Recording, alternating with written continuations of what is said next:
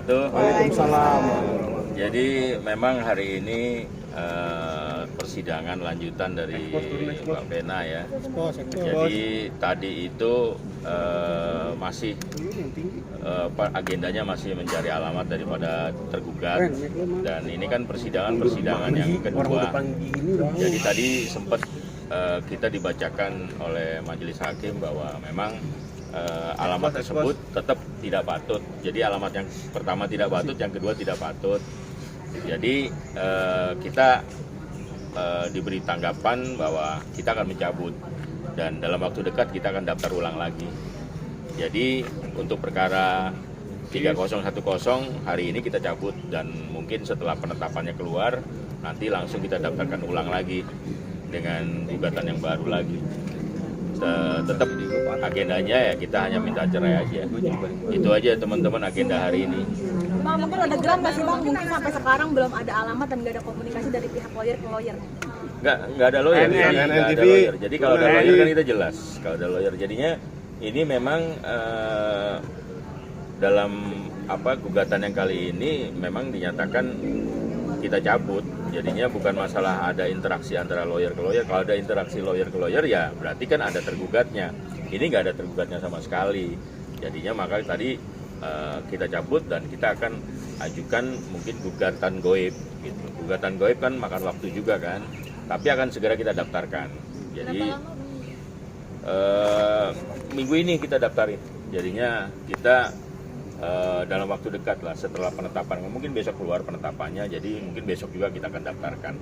Itu aja sih teman-teman. Udah mencoba pembatalan Bukan pembatalan, jadi kita mengajukan pencabutan dari perkara ini. Tadi sudah diterima sama majelis hakim dan sudah ada penetapannya, tertulisnya besok baru keluar.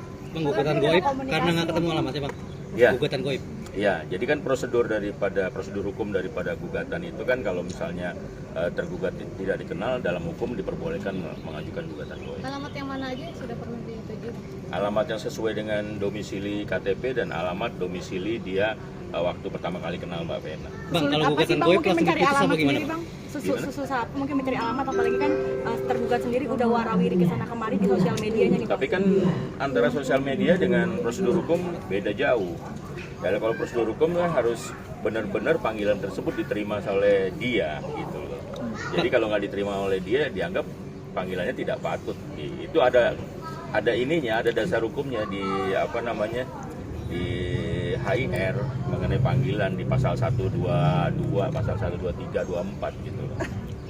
Bang, kalau gugatan goib langsung bisa diputus atau gimana? Kan nggak ada alamat tergugat. Betul, jadi kalau gugatan goib kita prosedurnya sama, kita ajukan gugatan setelah sekian bulan itu nanti kan biasanya kita ketika sidang pertama secara administrasi langsung bisa dilanjutkan dengan pembuktian tertulis dan pembuktian saksi, terus bisa kita minta putusan kepada majelis hakim. Kalau disetujui ya bisa langsung putus. Kalau tidak disetujui ya kita paling 2 atau 3 kali sidang. Capek nggak sih Bu? Akhirnya pertama batal, kedua juga batal, akhirnya mau gugat lagi yang ketiga nih Bu. Seperti apa tanggapannya Bu? Ini yang pertama kali aku menggugat sih. Karena kan yang kemarin kan aku digugat. Iya. Tapi alhamdulillah sekarang udah dengan lawyer aku yang Mas Kris yang baru ya, Mas Kris sama Mas Sandy, aku percayakan sama mereka, mudah-mudahan ini cepat selesai karena memang harus dilalui ya prosedur seperti ini. Kalau lelah sih mungkin lelahan waktu kasus KDRT ya, tapi aku bisa melewati, artinya ini insya Allah aku bisa lewati. Vena hari ini hadir ke persidangan mungkin dengan outfit yang sangat merah-merah menyala meronok. Ini karena baru syuting, bukan karena acara ini so aku make upan, enggak. Aku biasanya juga nggak make upan, nggak full dress ini karena tadi pagi syuting di Trans. Aku pikir kalau pulang lagi macet, ya udah sekalian. Memang hari ini kita harus hadir ya, karena untuk nentuin apakah ini akhirnya jadi lanjut atau ya, dicabut. Ya seperti itu, aku harus hadir. Siap hari ini menghadapi semuanya. Kayaknya alhamdulillah dari dulu siap ya, hidup ya harus siap lah. Bu, kecewa juga tidak Mas Ferry tidak mengikrarkan talak dan tidak membayarkan nafkah idah dan utang? Enggak sih, aku nggak pernah kecewa karena sampai sekarang pun setiap kali sholat aku doain. Yang bersangkutan aja aku doain supaya kalaupun ketemu lagi bisa bersilaturahmi karena kan semuanya udah clear ya, kasus KDRT sudah clear, jadi kalau aku orangnya fair, kalau udah clear ya clear, nggak ada masalah lagi. Refleksi diri dari kemarin-kemarin, masalah kemarin gimana sih Mbak Vena? Mungkin sekarang lebih lebih wise gitu. Ya alhamdulillah kan kalau kita sholat, kita doa, pasti Allah menguatkan. Sampai ketemu juga sekarang lawyerku ya, Mas Hendy sama Mas Kris. Mereka lebih capable ya kalau soal teknis. Aku juga belajar nih. Jadi mudah-mudahan pembelajaran besar nih kalau nanti sewaktu-waktu kalau menikah tuh kita banyak hal yang mesti kita pertimbangkan. Ini pembelajaran luar biasa buat hidup aku. Bu, secara administrasi terkendala tidak? Artinya kan secara hukum Bu Vena di atas kertas masih sah suami istri dengan Mas Ferry gitu. Ada kendala tidak Bu sampai akhirnya harus di... Nggak ada sih, karena aku juga nggak niat ada hubungan sama orang lain. Aku niatnya sekarang hanya untuk Feral, Atala, Fania, apalagi Fania ya, yang harus aku urusin, aku besarkan. Jadi kayaknya aku nggak ada hal yang aku kejar. Jadi aku juga ngejalaninnya ya, ini pembelajaran. Dari tadi aku nanya nih sama Mas Kris, sama Mas Sandy, ini kenapa harus jadi begini? Di mana celahnya? Ini kan hukum adalah celah kan. Ya meskipun aku bukan sarjana hukum, ya ini jadi pembelajaran aja. Bahwa memang kita harus paham hukum. Ini kaum perempuan nih harus melek hukum.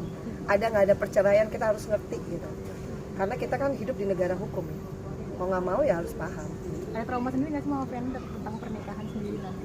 Enggak lah, kan aku bersyukur aja. Feral kemarin baru dilantik, artinya kan dibalik musibah ada rezeki buat anak-anakku. Itu juga udah more than enough ya buat hidupku.